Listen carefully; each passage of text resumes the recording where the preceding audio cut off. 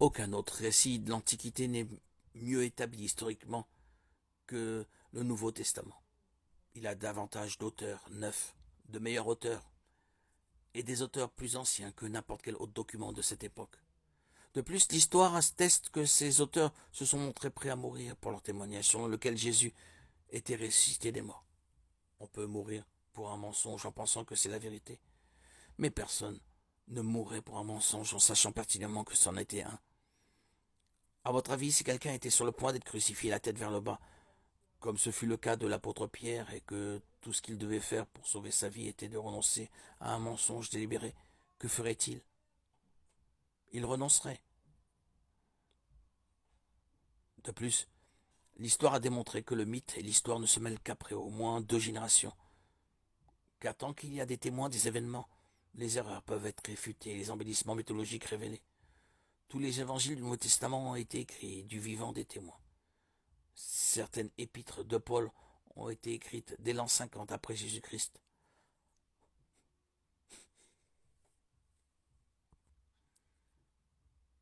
Force de constater que Paul fait directement appel aux témoins de son époque pour vérifier les témoignages. 1 Corinthiens 15, 6.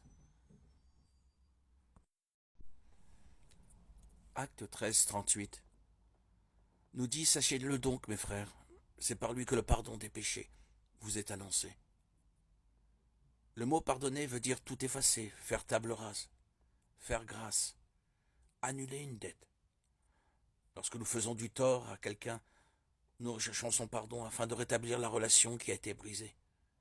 Le pardon n'est pas accordé parce que le coupable mérite d'être pardonné. Personne ne mérite d'être pardonné. Le pardon est un acte d'amour, de miséricorde et de grâce. Le pardon est une décision de ne garder aucune rancœur envers quelqu'un, malgré ce qu'il vous a fait. La Bible nous dit que nous avons tous besoin de pardon de Dieu. Nous avons tous commis des péchés. Ecclésiaste 7,20 proclame: non. Il n'y a sur la terre aucun homme juste qui fasse le bien et qui ne pêche jamais. 1 Jean 1,8 déclare: si nous disons que nous n'avons pas de péché, nous nous trompons nous-mêmes, et la vérité n'est pas en nous. Tout péché est un acte de rébellion contre Dieu. Psaume 51,4. Par conséquent, nous avons désespérément besoin du pardon de Dieu. Si nos péchés ne nous sont pas pardonnés, nous en subirons éternellement les conséquences. Matthieu 25, 46. Jean 3, 36. Voulez-vous que vos péchés vous soient pardonnés? Êtes-vous rongé par un sentiment de culpabilité dont vous n'arrivez pas à vous défaire? Le pardon de vos péchés est possible si vous êtes prêt à mettre votre foi en Jésus-Christ comme votre sauveur personnel. Éphésiens 1,7 nous dit: en lui, par son sang, nous sommes rachetés, pardonnés de nos fautes, conformément à la richesse de sa grâce. Jésus a déjà payé notre dette afin que nous puissions être pardonnés. Il vous suffit de demander à Dieu de vous pardonner par Jésus, en croyant que Jésus est mort pour vous offrir ce pardon. Et Dieu vous pardonnera.